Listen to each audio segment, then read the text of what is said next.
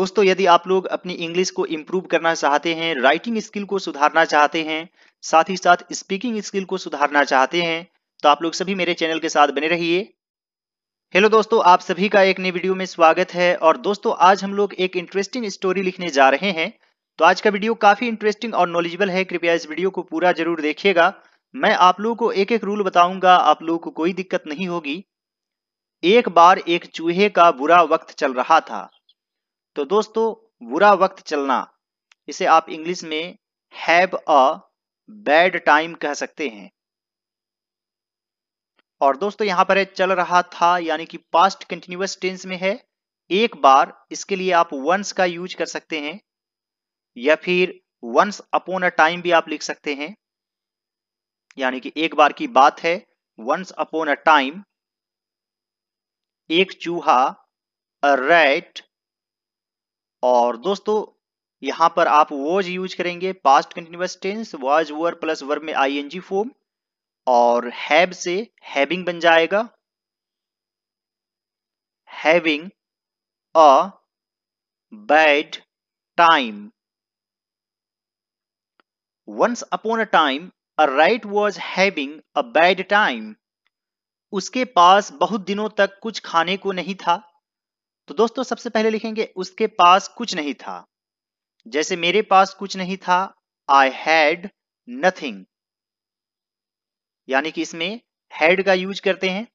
और सब्जेक्ट कोई भी हो, हमेशा आपको हैड ही यूज करना है, यानी कि पास और था वाला में। जैसे ही हैड नो बुक, उसके पास किताब नहीं था। तो उसके पास खाने को नहीं था। दोस्तों चूंकि यह एक स्टोरी है, एक कहानी है, इसलिए यहां पर उसके लिए आप ही का यूज कर सकते हैं। हालांकि दोस्तों जब आपको पैराग्राफ लिखना हो तो छोटे जानवरों में इट का यूज होता है, लेकिन हम लोग स्टोरी में ही का ही यूज करेंगे। तो उसके पास खाने को कुछ नहीं था, he had nothing to eat, he had nothing to eat बहुत दिनों तक, for many days,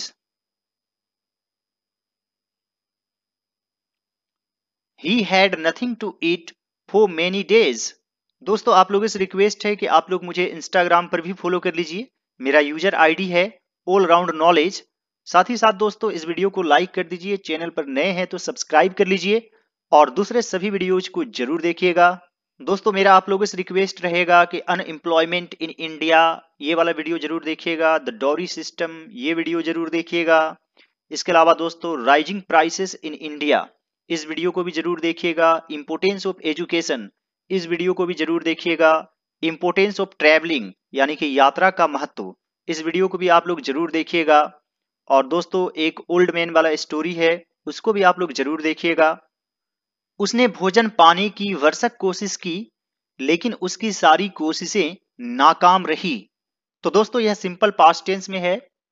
भरसक कोशिश की यानी कि ट्राई हार्ड, तो यहां पर वर्ब टू यूज करेंगे, he tried hard to get the food, यानी कि भोजन पाने की, लेकिन उसकी सारी कोशिशें नाकाम रही। But all his efforts were in vain, यानी कि एक तरह से व्यर्थ रहा, कुछ हासिल नहीं हुआ। इन वेन का मतलब होता है व्यर्थ। He tried hard to get the food but all his efforts were in vain. जैसे जैसे समय बीतता गया वह पतला हो गया।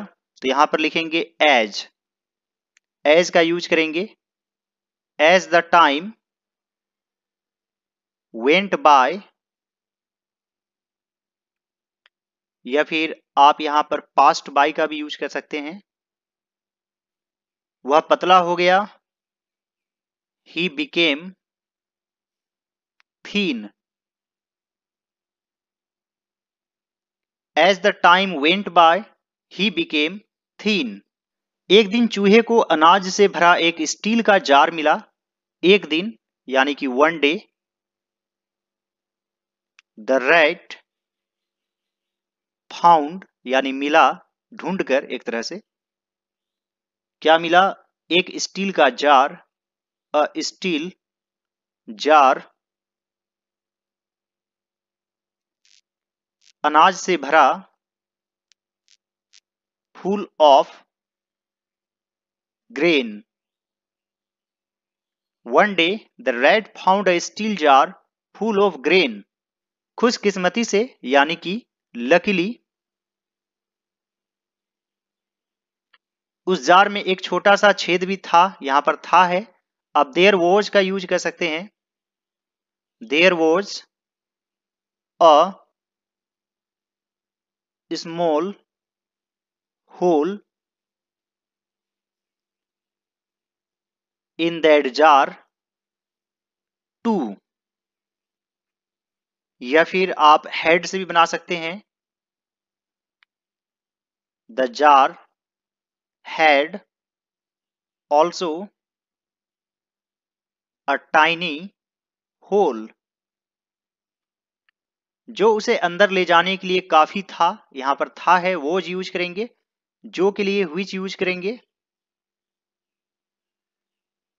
विच वॉज इनफ, या फिर sufficient.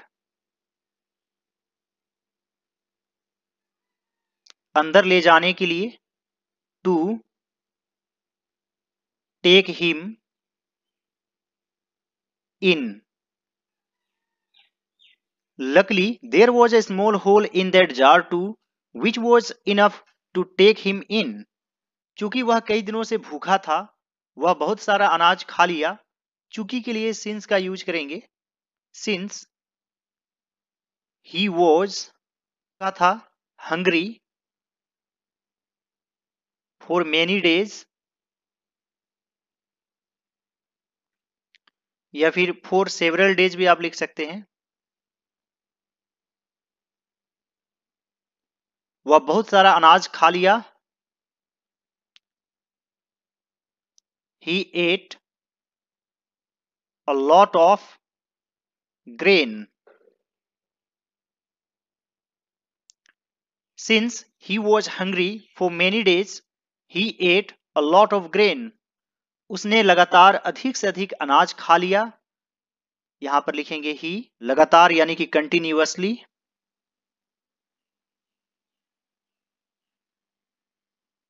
He continuously ate more and more, यानी अधिक से अधिक ग्रेन। ही continuously ate more and more grain. बाद में उसे महसूस हुआ कि वह जरूरत से ज्यादा खा लिया था। बाद में यानी कि लेटर। उसे महसूस हुआ यानी कि ही रियलाइज्ड दैट, कि वह जरूरत से ज्यादा खा लिया था। He had eaten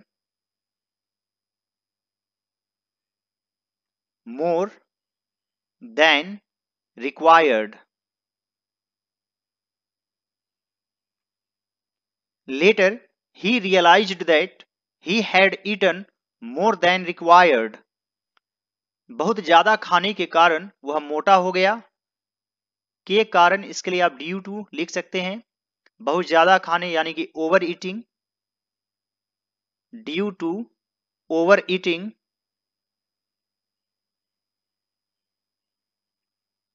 he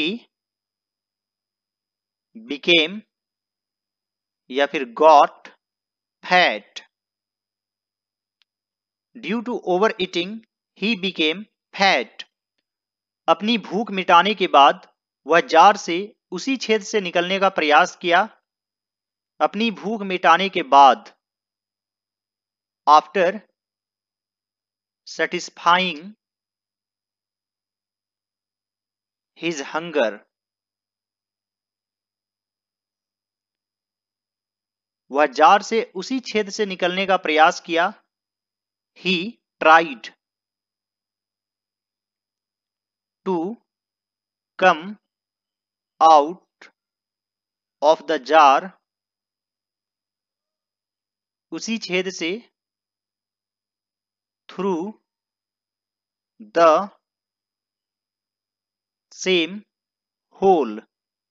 After satisfying his hunger, he tried to come out of the jar through the same hole. लेकिन वह अब मोटा हो गया और उस छोटे से छेद से नहीं निकल सका. But now he became fat.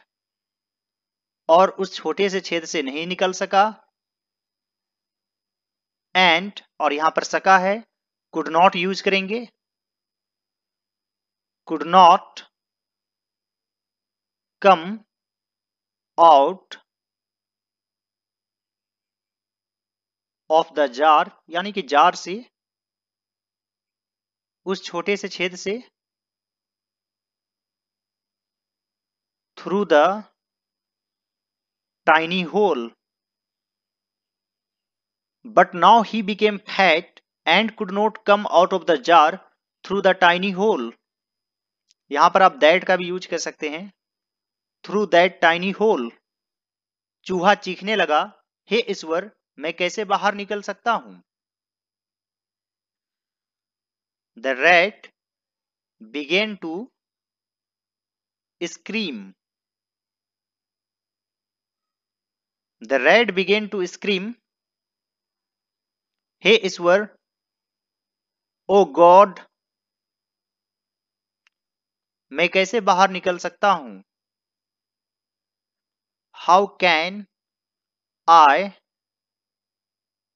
get out of it?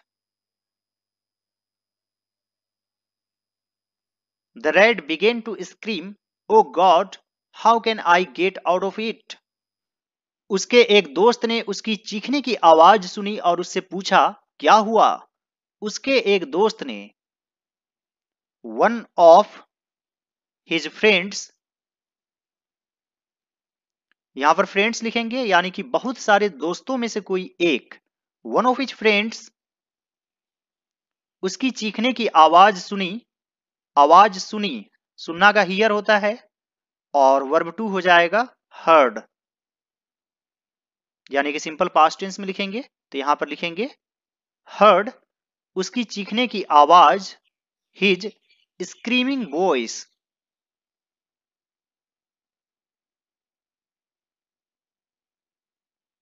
और उससे पूछा, and asked him,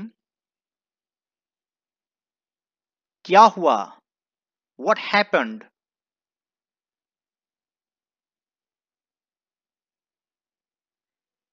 One of his friends heard his screaming voice and asked him what happened. चूहे ने उसे सारी कहानी बताई और हल के लिए पूछा. The rat told the whole story and asked for a solution.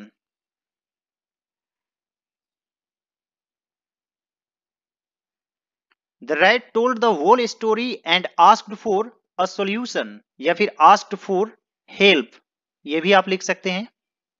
उसके दोस्त ने कहा, यदि तुम जार से बाहर निकलना चाहते हो तो तुम्हें कुछ दिनों के लिए कुछ नहीं खाना पड़ेगा. तो दोस्तों यहां पर है खाना पड़ेगा, जैसे मुझे जाना पड़ेगा, I will have to go. आपको कड़ी मेहनत करनी होगी, you will have to work hard. तो इस तरीके के सेंटेंस में विल हैव और शैल हैव का यूज करते हैं प्लस इंफिनिटिव. उसके दोस्त ने कहा, हिज फ्रेंड सेड, यदि तुम जार से बाहर निकलना चाहते हो, if you want to come out of the jar, तो तुम्हें कुछ दिनों के लिए कुछ नहीं खाना पड़ेगा. तो के लिए कोमा दे देंगे. You will not have to eat anything. दोस्तों हैव के पहले नॉट को लिखना है, जैसे नॉट बी होता है कुछ दिनों के लिए, फॉर फ्यू डेज।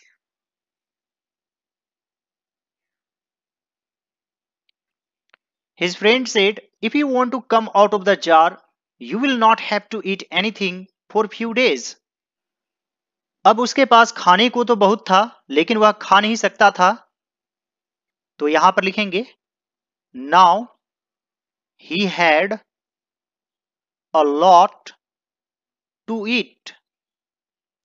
लेकिन वह खा नहीं सकता था, but he could not eat. यहां पर सकता था यानी पास्ट में है, तो यहां पर कुड यूज करेंगे। Now he had a lot to eat but he could not eat. किसी भी चीज की अधिकता अच्छी नहीं होती। Too much of anything is not good.